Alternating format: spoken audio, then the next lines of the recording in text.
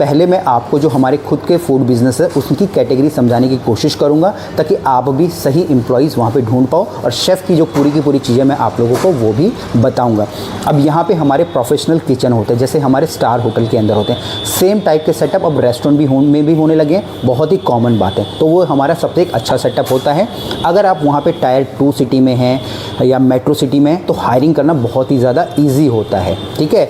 वहीं अगर आपके जो सेटअप है वो अच्छे हैं, बट आप लोग वहाँ पे टायर 3 के अंदर हो, ऐसी सिटी में हो जहाँ पे लोग आना नहीं चाहते, ठीक है। रीज़न हो सकता है कि उनको ये स्केरी रहता है कि भाई अगर मैं वहाँ पे ज्वाइन कर लूँगा तो उसके बाद मुझे किसी दूसरे मेट्रो सिटी में या किसी दूसरे ब्रांड में नहीं मिलेगी, क्योंकि हमेशा आपका जो स्टार्टअप होता है वो स्टार्टअप होता है, और कोई भी अपने कैरियर के साथ रिस्क नहीं लेना चाहेगा। वो नहीं चाहेगा कि भैया मैं रिस्क लेके आपके पास जाऊँ और उसके बाद मुझे जॉब ना मिले।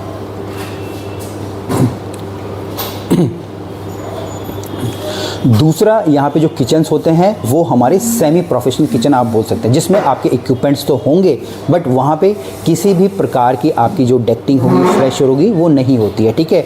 ड्यू टू रीज़न आप कॉस्टिंग बोल दीजिए, कुछ भी बोल दीजिए, ठीक है। अब यहाँ पे भी एम्प्लॉयज़ मिलना मुश्किल होता है। रीज़न क्या होता है, लोग प्रोफेशनल किचन्स को ही काम करना चाहते हैं, क्योंकि आप लोग चाहते हो कि आपके पास एक स्किल्ड और प्रोफेशनल शेफ़ आए, बट वो स्किल्ड प्रोफेशनल शेफ़ अगर किसी कॉलेज से पास आउट है, क्योंकि ये भी लोगों की डिमांड रहती है कि मुझे एक स्किल्ड शेफ़ चाहिए, पढ़ा लिखा शेफ़ चाहिए, जिसको कॉस्टिंग के बारे में मालूम, तो वो भी भाई वो भी आप लोगों के किचन में तभी काम करेगा जब वहाँ पे प्रॉपर जो स्ट्रक्चर होगा या प्रॉपर आपने उनको इन्वायरमेंट दिया होगा। तो ये दूसरे प्रकार के किचन होते हैं। तीसरे किचन होते हैं बहुत ही ज़्यादा नॉर्मल किचन होते हैं, ठीक है। आप बोल सकते हैं बिल्कुल भट्टियाँ लगी पड़ी हैं, तंदूर हमारे जो ड्रम वाले हैं, इस प्रकार के, ठीक है। ये सेटअप होता है जहाँ पे कि आपको एम्प्लॉय मिलना सबसे ज़्यादा मुश्किल होता है।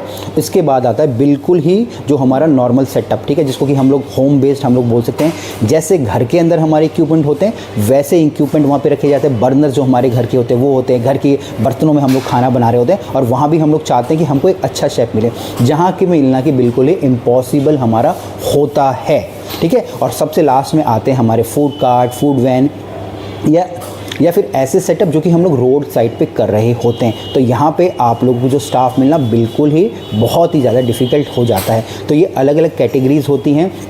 इसमें सबसे जो मेन कैटेगरी होती है, चाहे हमारे स्टार होटल हो गए, प्रोफेशनल किचन हो गया, सेमी प्रोफेशनल किचन हो गया, उनको तो तब भी हमारा मिल जाता है।